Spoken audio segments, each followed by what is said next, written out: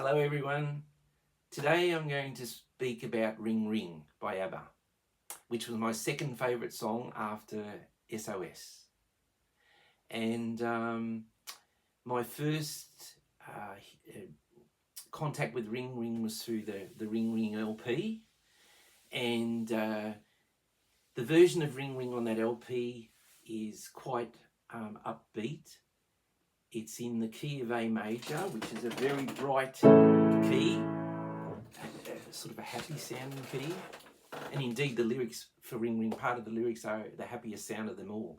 And really, I agree with that. It was very, very happy music, very happy.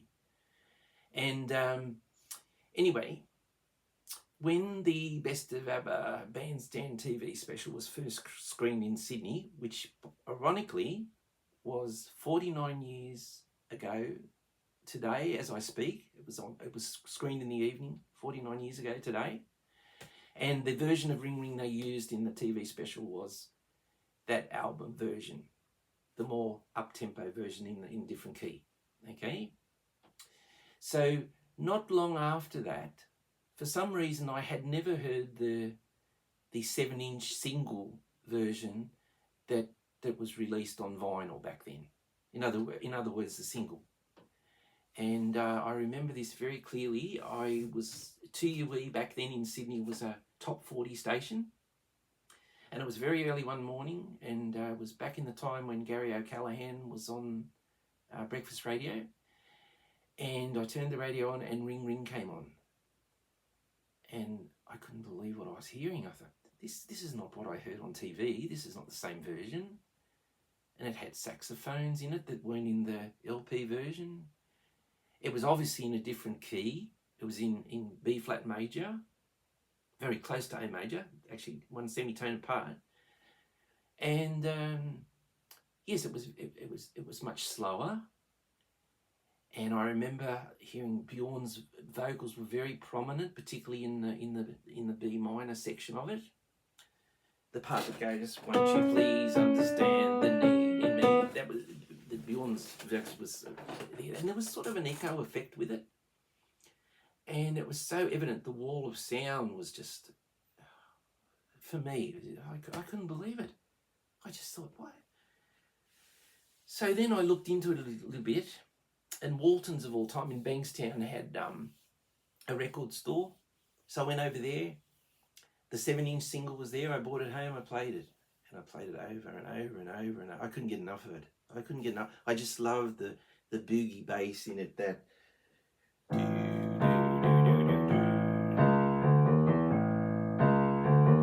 fantastic. And even if you play that backwards, it still sounds good.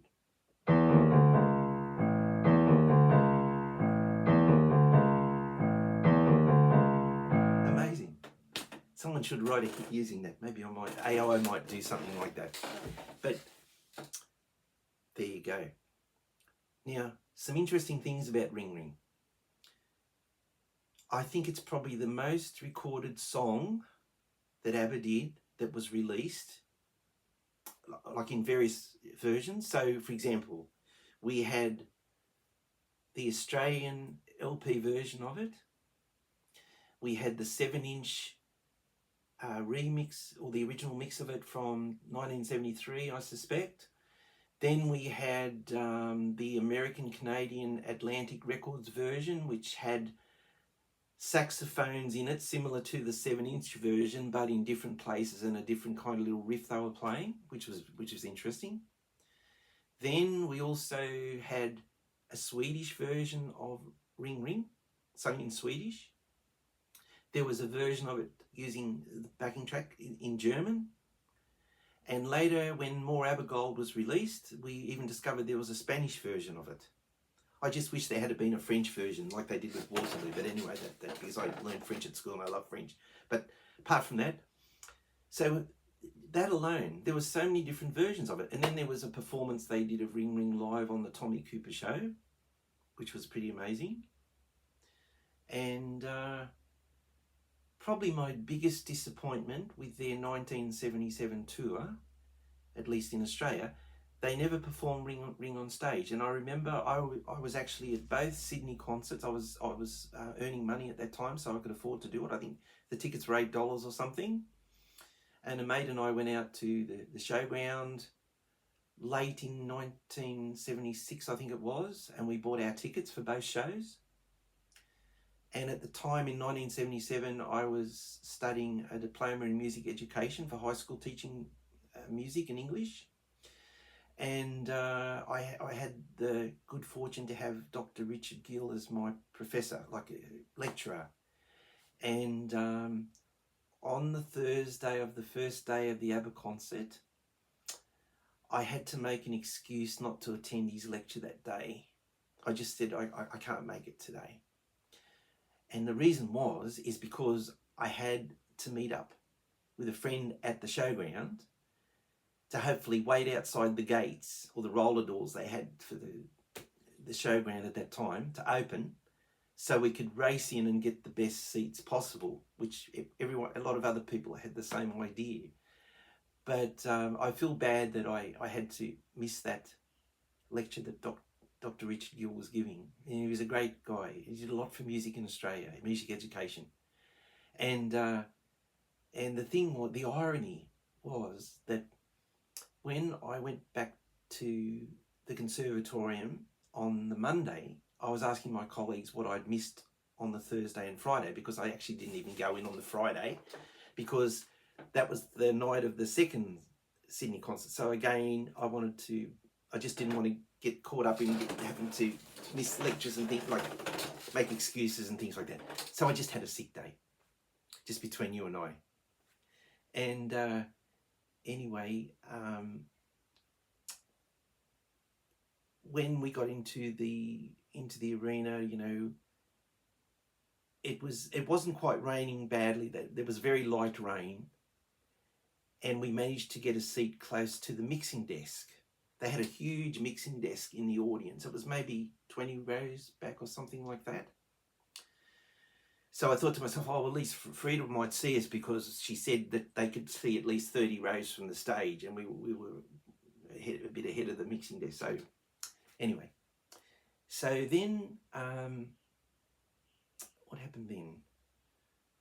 Because this is a long time ago, so bear with me here. Yes, just before the concert you're getting close to the start of the concert, the rain was just getting heavier and heavier, and I thought, oh, this is not good.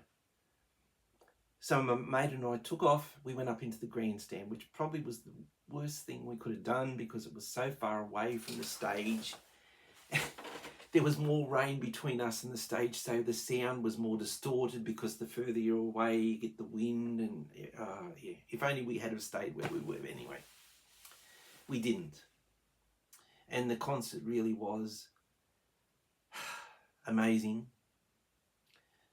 You know, I think it was a concert of a lifetime, like people said. And I remember when the concert started, they did a medley of Tiger, That's Me, and Waterloo. And Tiger was in a different key. I think it was in G major from memory in the concert. And then they went into That's Me and Waterloo. And that was quite a surprise, because Tiger wasn't a single here. It was on the Arrival album, and a lot of the songs in the concert were from the Arrival album, except for My Love, My Life and Arrival from memory. So yes, all the other songs were performed in that concert. So they were really promoting Arrival at that time during the concert.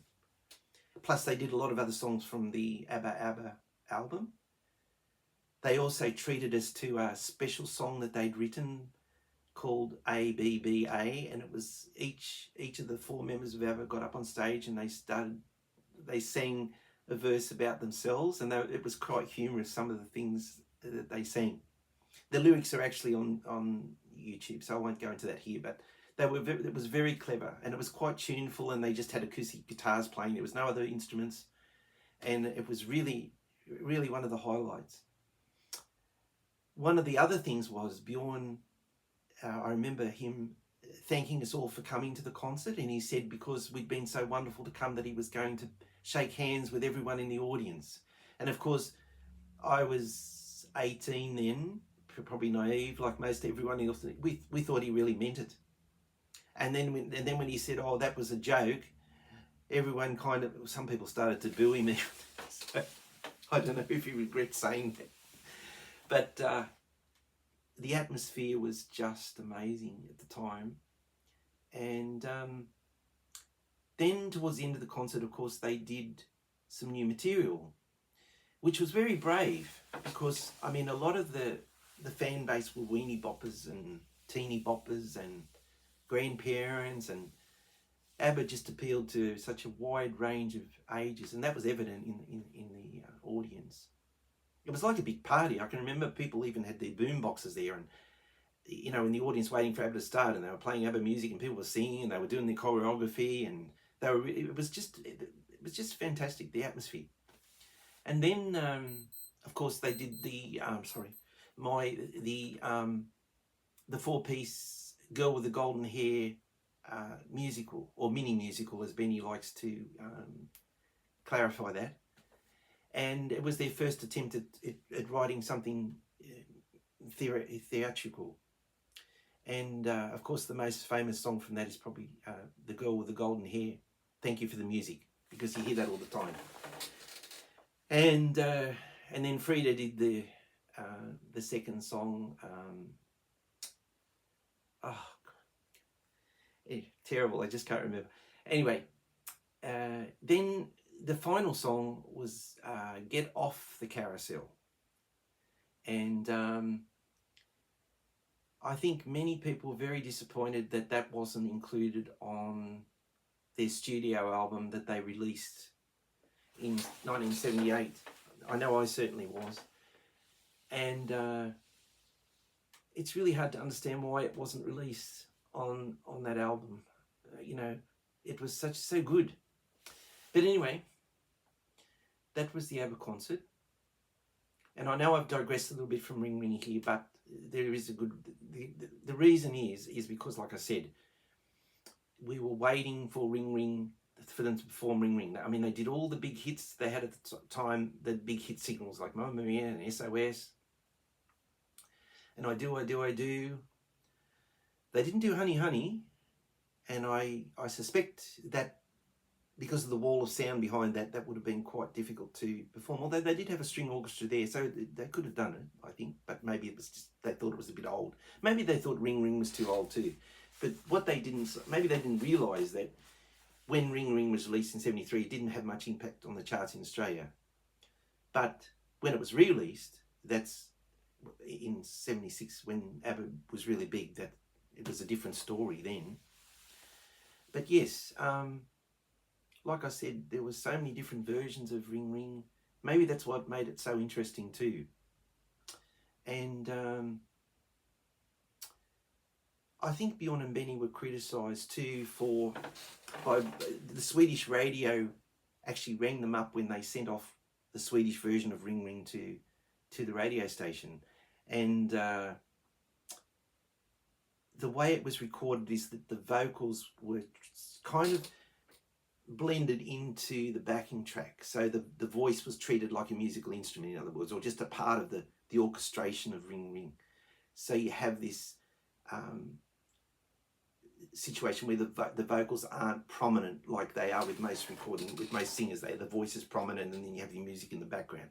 But in the case of Ring Ring, the voices were sort of blended into the backing track. So radio station rang Bjorn and Benny apparently to say, hey, is there something, this doesn't seem right, is this how it should be? And it might have got lost in the translation, but because it was from Swedish to English in an interview where Benny joked that it was like a musical mess. But it was far from that. But the whole thing with Ring Ring is, like I said, the boogie woogie kind of bass they had in it,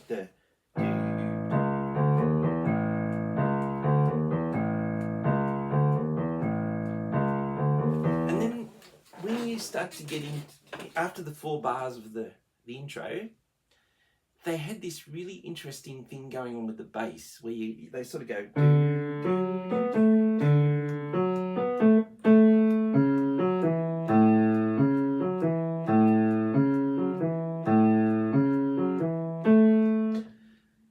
Very interesting, because the chords were basically that and that, but they kind of they syncopated the notes, making up those chords, and you have that very interesting effect with it. Yeah, it just seemed to, that in itself was something of musical interest. Then above that, of course, the girls and Bjorn sing, and the guys are singing the main vocal line, that is. And then you had this kind of, I think, 8-beat, no, ring rings in 4/4 time.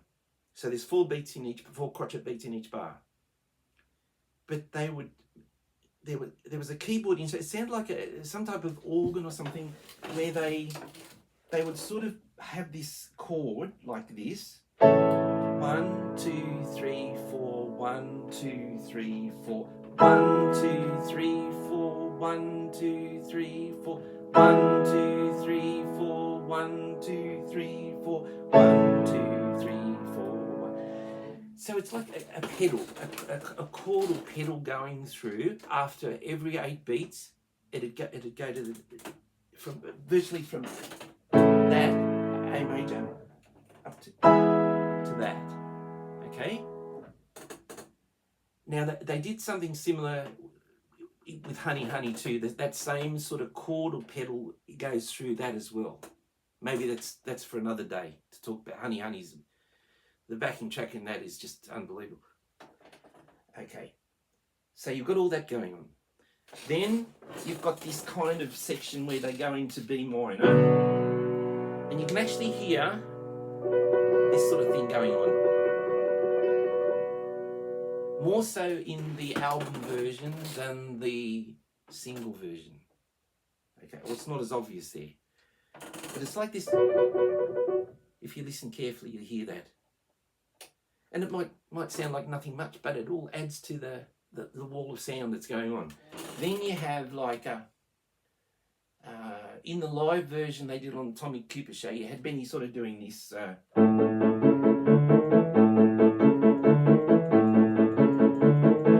Okay, so that's going on as well. Then the timpani, all the percussive instruments, like all the sounds that were going on there.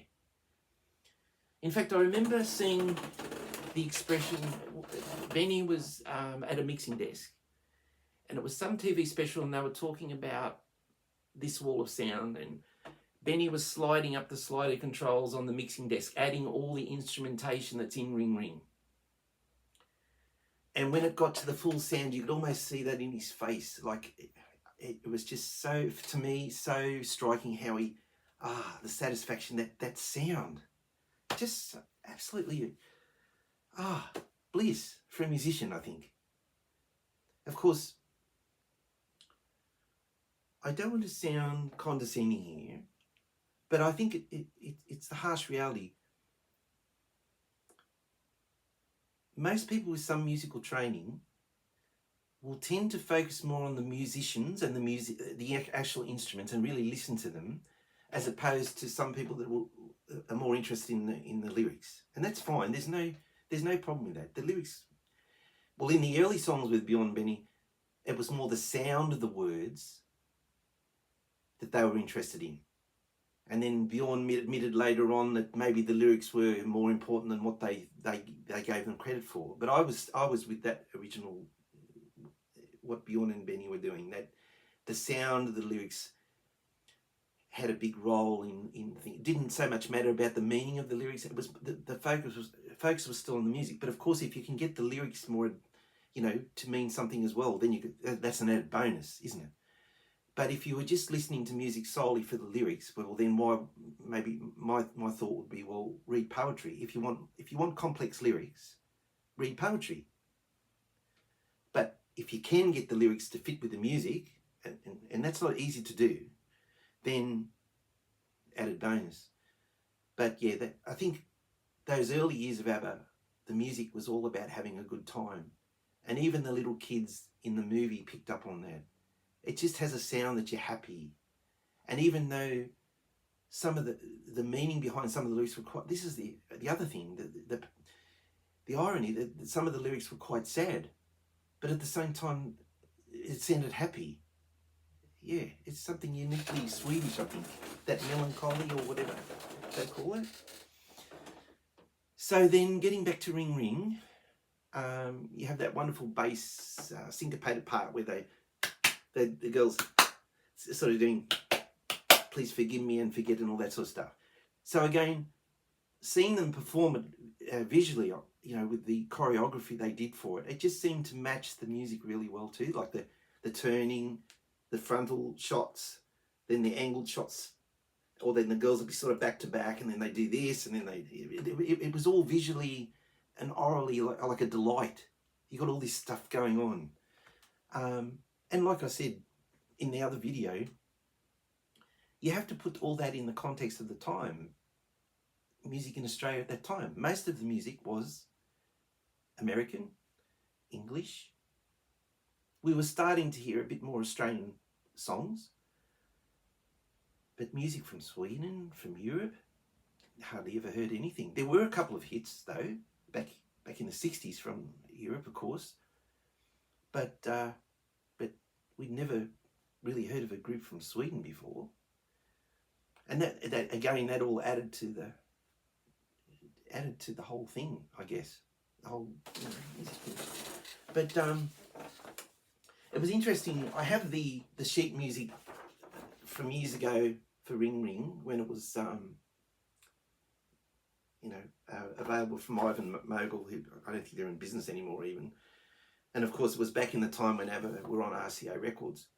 And it's interesting, they used the Abba album cover when Ring Ring was an album in itself. So I thought that was interesting, but maybe that was clever marketing, because that was at the time when I bought this sheet music, that was the big album here. And then it's interesting because if you go to the back page, it has all the lyrics in English. But then on the inside of it, where you have the music, all the lyrics are in Swedish. So in probably mid-1976, Channel 7 purchased a TV special from Germany that was recorded in Bremen. And the intro to that TV special had the chorus part of Ring Ring sung in Swedish. It was only maybe about 20-30 seconds of it, but wow, when I heard that, oh boy, I couldn't wait to get hold of that recording. And back in those days, we didn't have the internet, and it was quite a complicated procedure to get records from Sweden. And I remember, I think it was Anders Albach was his name.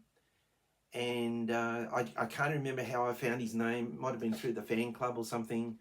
And I had to purchase that Ring Ring in Swedish version. And then years later, we discovered there was a German version and a Spanish version. But the Ring Ring version was very special. And I even had a go. There's another video I've done where I actually sing a bit of Ring Ring in Swedish. And all phonetically, of course. And yes, that really, I just loved the lyrics, the ding dong bim bom, ding dong bim bom, like the chorus was sort of like, ring,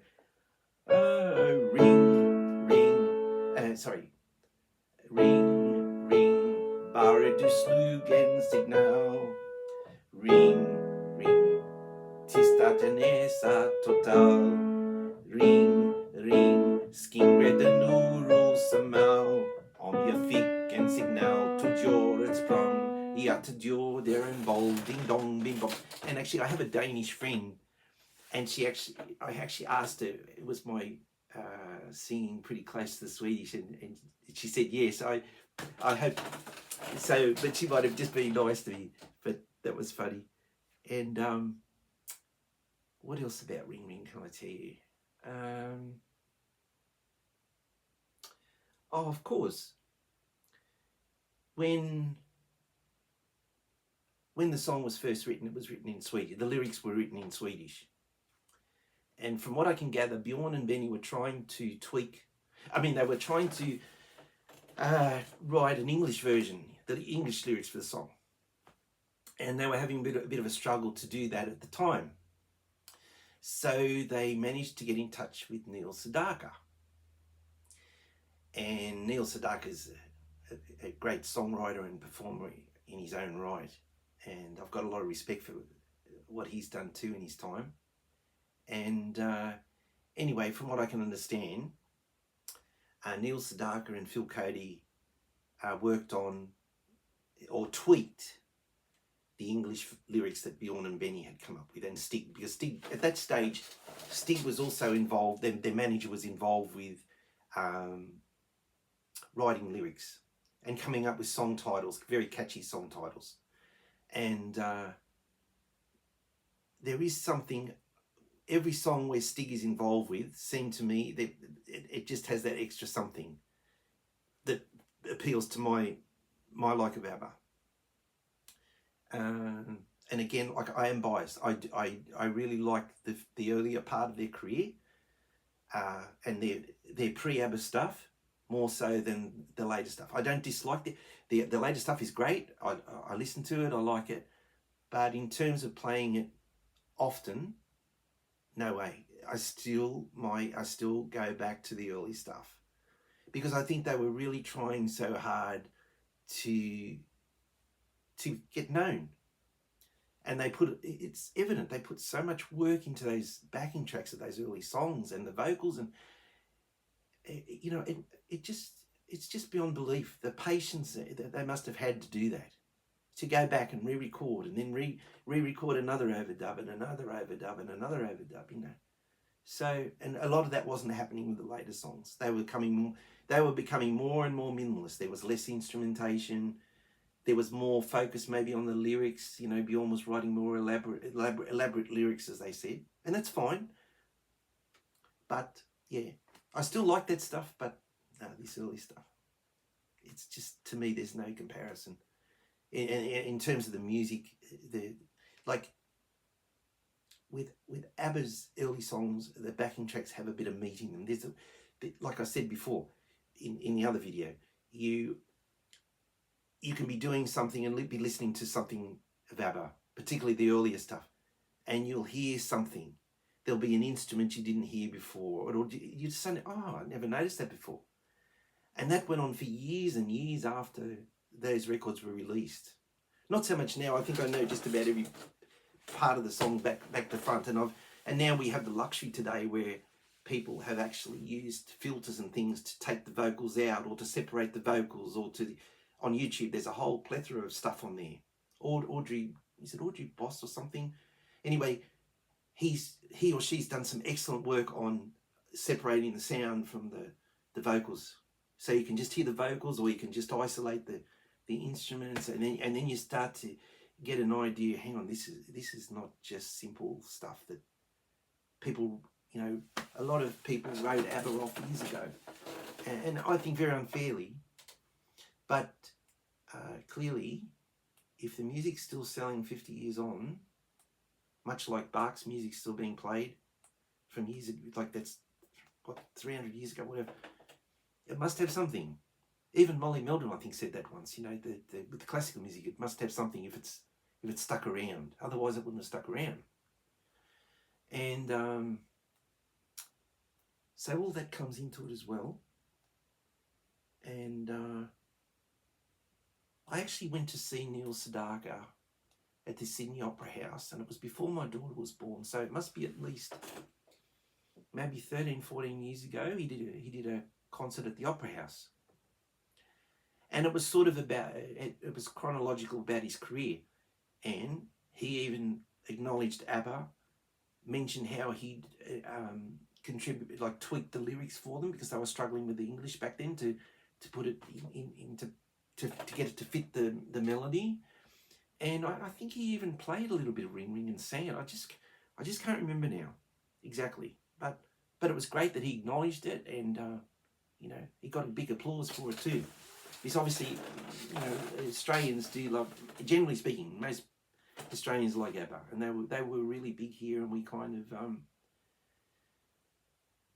we just sat up and noticed when we heard their stuff here. I think but what else about Ring Ring? Oh, there's just so many things to talk about. I really would like to write a book on Abba, right?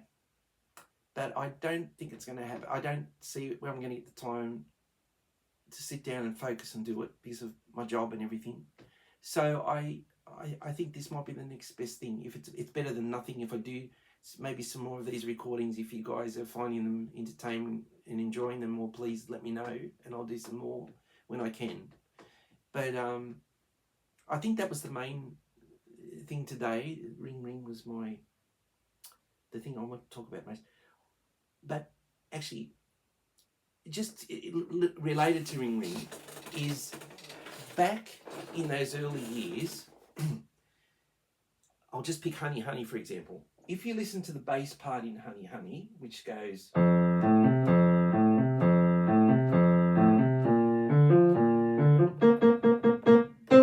okay, you got a bit of boogie there, haven't you? All right. Then in Fernando, in the chorus, where they're going, there was something in the air that night. In the bass, you've got a slow boogie. If you listen carefully, it's going.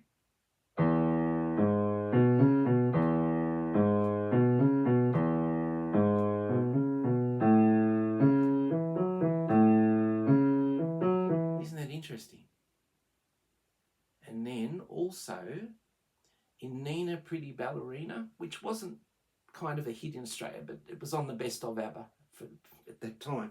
And it's the same thing there. There's I'm just trying to take some of this for. Yeah, in the core. Actually, my wife's name is Nina. Yes, in the bass, in the chorus, like Nina, pretty ballerina, you've got this bass, boogie bass again.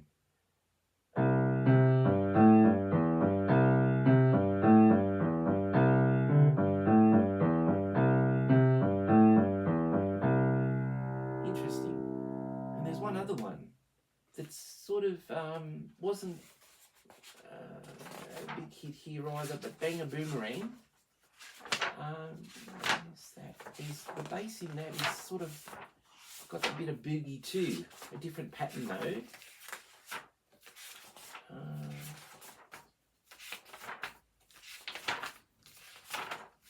good grief. Murphy's Law when you want to find something in a hurry.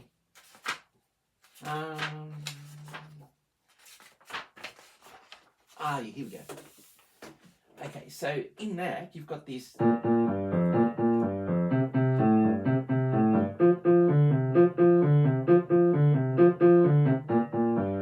So Boogie Woogie again. And they were all, those four songs were sort of all written around that same period of time. And like I mentioned before, that pedal thing where you have this chord, in Ring Ring, where it's sort of 1, 2, 3, 4, 1, 2, 3, 4, 1, 2, 3, 4, 1, 2, 3, 4, 1, 2, 4, 1, 2, 3, 4, 1, 2. And then underneath that, there's this interesting guitar bit that goes dum, da da da da da dum, da da da da da dum, da da da da da dum, da da da da da, through Ring Ring. So all that stuff is going on, and that's what I mean. All those parts make up the whole. Because what we hear is the end. When you listen to the ABBA, you're listening to the end product. But all that stuff, all those parts that make up the jigsaw, they're all going on too. So you've got all these little counter melodies and counter vocals and harmonies, and like it's just. I think it explains why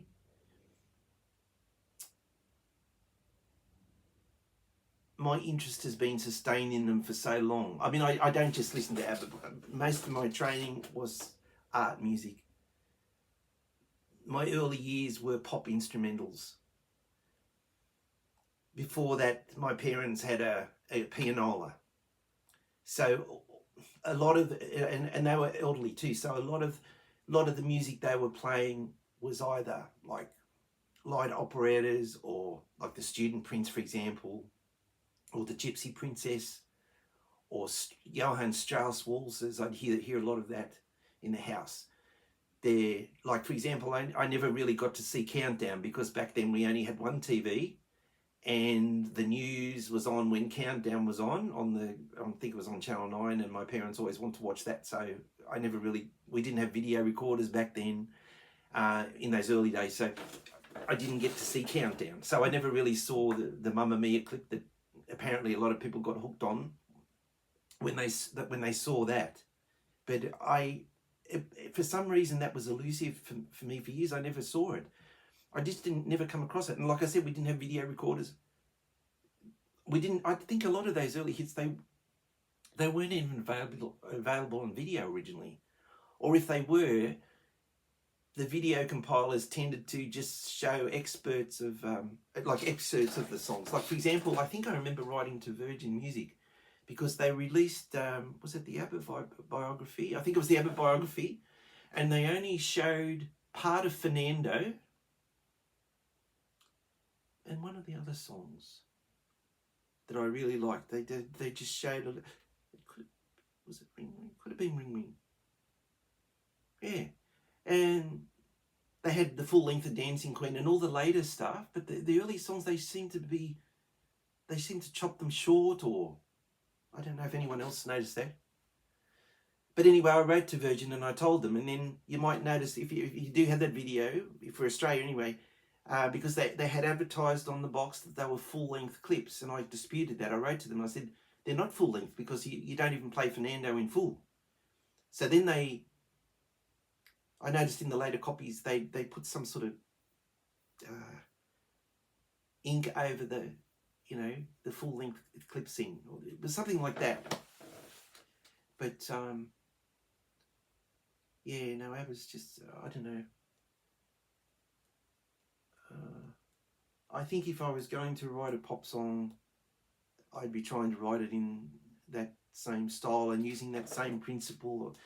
Bjorn and Benny said, if the melody is good, if they come up with a melody, they don't write it down, they don't record it. They go back the next day. If the song is still in their head and they can play it, then they keep it. If they can't remember it, or they don't think it's good enough, they tossed it. So you can sort of get an idea how much work they put into those recordings. And like I said, a lot of artists just put fillers in their albums, just, you might have one, back in the 70s, I remember, like before Abba, like you might have one big hit on an album, and the rest of the songs would be sort of okay, or, but pretty much when I look back on it, the Abba album that I was talking about the other day had 3 big hits on it: SOS, I Do, and Mamma Mia.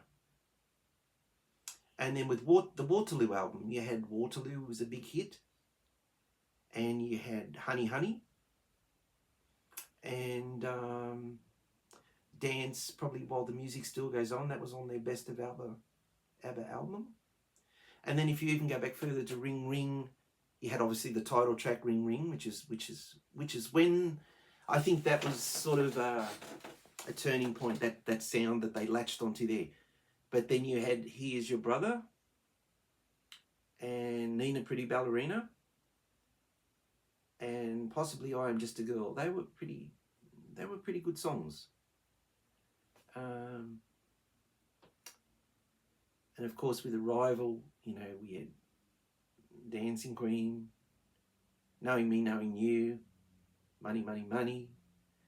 And in Australia we also had Fernando. That was put on the Arrival LP, but it wasn't on the versions overseas of that album. And